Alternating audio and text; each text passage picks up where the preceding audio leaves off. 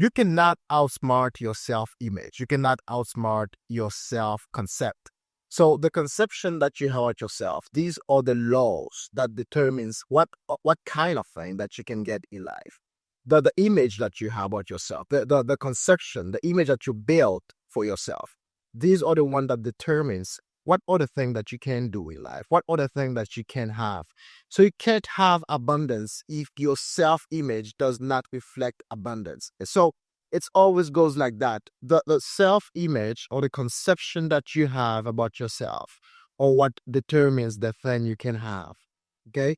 The perception, the way you see yourself. And this is the reason it's important for you to understand this concept of self-image, okay, of self-concept, how you conceive yourself. Because people always say that the way you conceive yourself, this is how other people conceive you. Okay, so it is the same thing. So the way you conceive yourself, the way you see yourself, this is what determines what all the thing that you can get in life. Okay, so let's understand this concept today, which is self-concept. Self-concept.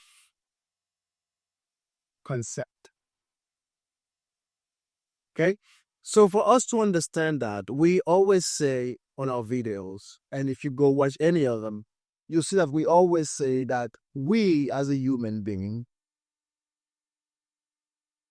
we all have an identity.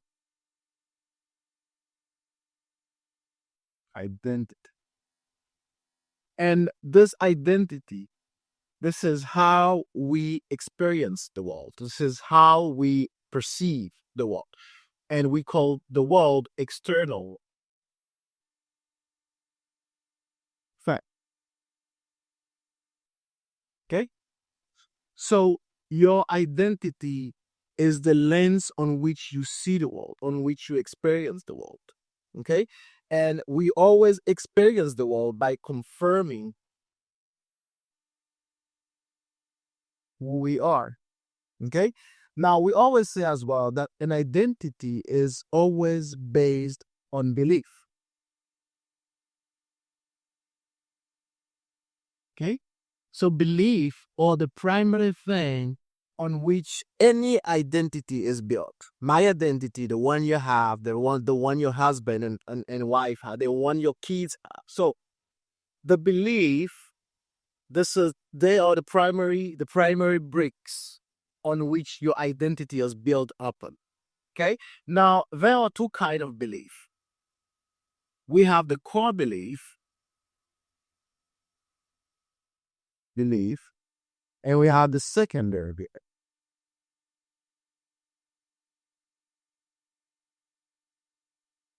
Okay?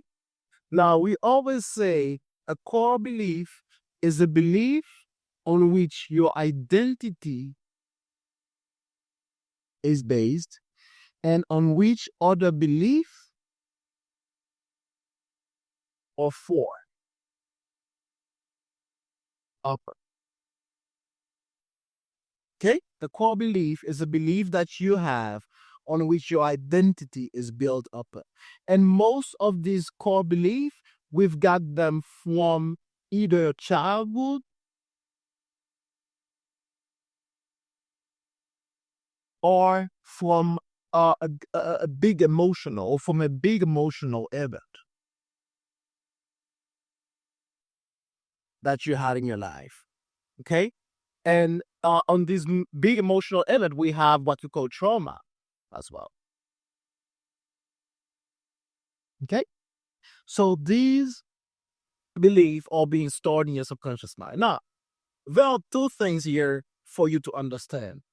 For you to understand the concept of self-image, of self-concept. Okay? So we said here that a belief, we all have an identity, and identity is always based on belief. And we have two kinds of belief. We have the core belief, which are the one that builds your identity. So they are the core one, okay, the deepest one. And the core belief as well, or belief on which other belief are formed upon. Okay, now we must understand how a belief is formed. we talked that about, I mean, in previous video. We talked about it in previous video. However, I'm gonna go through it so you can understand how a belief is formed. Okay, and as soon as you understand how a belief is formed, you can understand why I say here that the core belief or the one that builds your identity in their belief on which all other belief perform upon. So there are two things to understand. Let me go through it.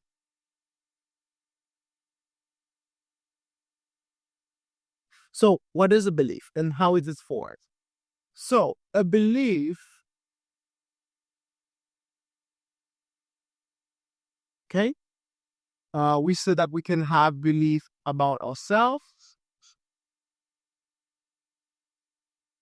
okay, and this is what we call self concept.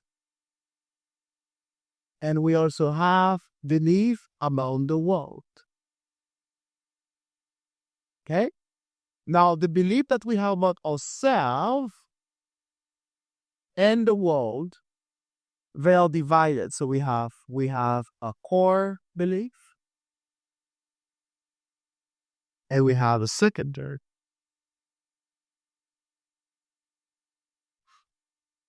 Okay? We say core belief, they are belief on which that serves as bricks, on which your identity is based upon. And they also believe that serve as a foundation for other belief to be formed. Now, the first thing you have to understand, which I thought I promised you earlier, the first thing is a belief is never alone. Okay, so you can't have like just one belief. Okay, so belief, they are never alone. They are built from other belief. Okay, so people call that this group of belief. People call it the web of belief. Okay, and those are great guy who gave it a name, and it's called the paradigm. Okay, so Bob Proctor called it the paradigm. What is a paradigm? A paradigm is a mental construction based on belief or formed by belief, I should say. Okay, so the group of belief, the group of belief that you have, it's a paradigm. Okay, so belief, they are never alone. Now, how they are formed? That's the second thing I promised you. A belief is nothing more than an idea that you've been processing in your mind over and over and over, and you've attached a certain emotional connection to it, and you've accepted that's true. So it can be a thought that you've been processing in your mind, or it can be something that you've got from the outer world. Okay, it can be an idea that you got from the outer world, from a book that you've been reading, from thing that you've been hearing over and over, from thing that you've been reading over and over. Okay, so let's add that here. Over and over means frequently. Okay, and therefore you attach a certain emotional conviction to it. Okay, and then you've accept them as true for your life. Okay, and we said on previous video that any belief that you have can be either an angel for you, or it can be a demon for you. Why do I say that? Because any belief that you have, either about yourself or the world, they serve as a reference point, like we said in previous video. Reference point. Okay? These beliefs, they are reference point that serve unconsciously and naturally as boundary for you. Okay, so let me just draw a boundary here and understand. Okay, so let's assume this is you. So this is your paradigm, your mental framework. And how is it formed? It formed by belief. Okay. Now, these beliefs, they are core belief on which other belief will be built up. Okay. Now we said a belief is an idea that you've got from yourself, a thought that you can keep processing on over and over, or it can be something that you've been reading about over and over, or hearing about over and over, and you've accepted this idea as a truth since you attach a certain emotional connection to it. Okay. Now it's easier for us to build or to embody ideas that confirm or explain better belief that we already have about ourselves or the world. So let's assume these are core belief. So it'll be much easier for you to accept and to embody any idea that you can process or hear or read about frequently over time. It will be easier for you to accept this new idea as truth, and they'll form what we call the secondary belief.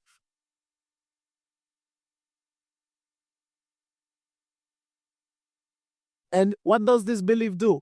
They confirm the truth, and they can even confirm belief that you had about you in the world, or explain better.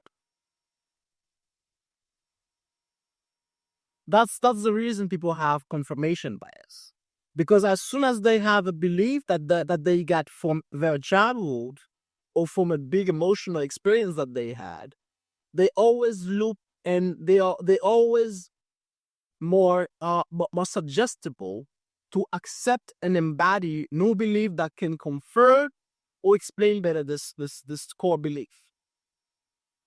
Okay, so let's say that people have a core belief that life is hard. It will be much easier for the same person to accept the idea that they must work very hard to get paid. Why? Because this idea, which is work very hard to get paid, confirm and explain better this core belief that they had that life is hard. So it's always worked like that. And these are unconscious processes, but you must be aware of them so you can know how they are working. Okay? So we said this is you, and this is your paradigm formed by core belief. And this core belief, you have secondary belief built upon them. Okay? And these will build over time what we call your identity. And your identity is what determines the way of thinking, your way of processing information. And most people call that mindset. Mindset is a two words combination. It's a way that you set your mind. Okay, so it's a way of processing, of seeing things, of understanding things. Now, depending on your mindset, you feel a certain way about something in life, and then you take action based on this feeling that will get you the result. That's the reason the best way to change your life, to change the result that you have about yourself, is by changing who you are. And for you to change who you are, you must change the belief. Because there are some beliefs that you have about yourself and the world that are not contributing to the future that you want to have. And you and I know that it doesn't work for you to change your life without changing yourself.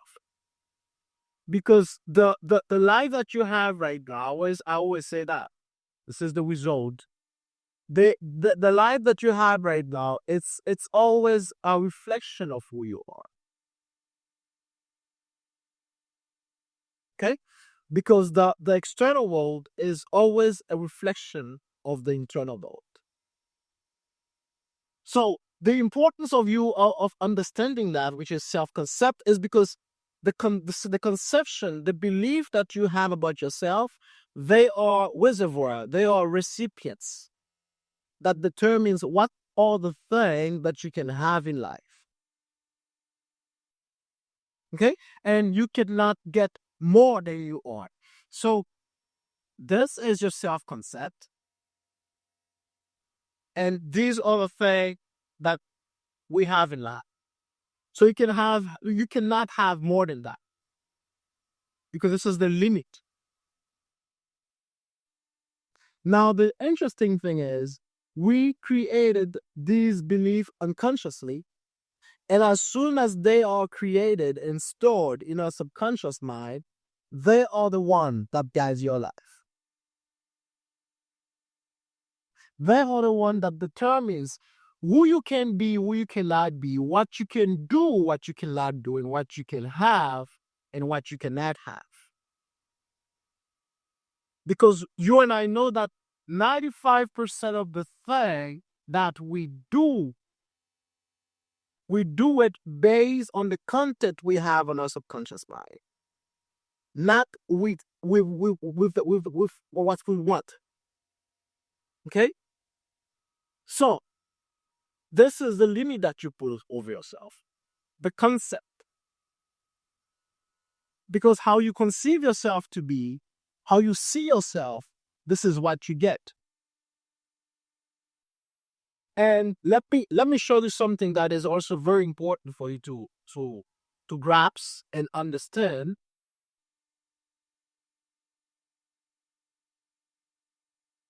A lot of people expect that the result that they have in life to be changed without changing the thing they do. How can you expect your life to be changed if you're not changing the thing that you do? Because you know that if you stay doing the same thing, if you keep doing the same thing, you have the same result. And that is how it works. So you cannot expect to change your life by doing the same thing that you've been doing 10 years ago, by doing the thing that you've been doing 5 years ago. Because the thing you've been doing 5 years ago or 10 years ago, or the result you have right now, they are the result of the thing that you've been doing 5 years and 10 years ago. So if you keep doing the same thing, you have the same result. For you to change the result that you want in life, you must change the thing you do. And for you to change the thing you do, the recommendation is by changing yourself. Okay? Because we always say that people that are trying to do or take action that are not aligned with the person that they are, over time, they will be unmotivated, they will be stressed, and they will have physical disease. Okay? And they will be not be able to stay consistent.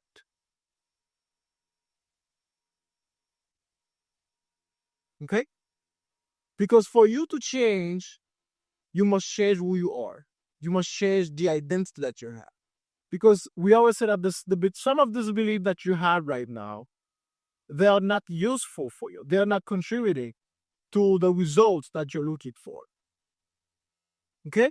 So you must observe yourself and be aware of these beliefs that are not serving you, and they are in your subconscious mind. And we always say that things that are on your subconscious mind, they got there unconsciously, and they will be expressed unconsciously. Because the content that you have in your subconscious mind, it's always unconsciously and naturally express itself. Okay? So this is not something that you have to force. Okay? So I tell you all that for you to understand that the belief that you have stored on your subconscious mind that builds your self-image, that build the conception, the image that you have about yourself, these are the one that governs your life. Because 95% of the thing that you do, they are from your subconscious mind. Okay? So most of the decision that you're taking on a daily basis, most of the action that you're taking on a daily basis, you're taking them based on the content that you have in your subconscious mind. Okay? And the most important ones are the belief. And more importantly, are the belief that you have about yourself. Because they are the one that builds how you see yourself.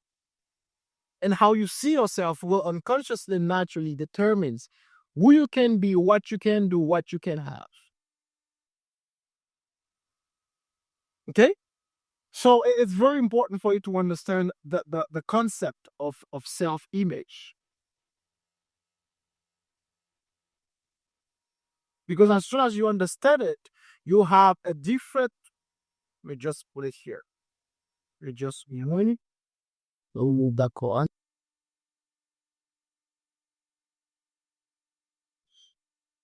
Okay? So as soon as you understand it, you'll know that the belief that you have about yourself and the world, they determines your identity. And this identity builds you a mindset, a way of seeing there, that will make you feel a certain way and take certain action that will give you certain results. Okay? Because you and I know that your life are not determined by external factors.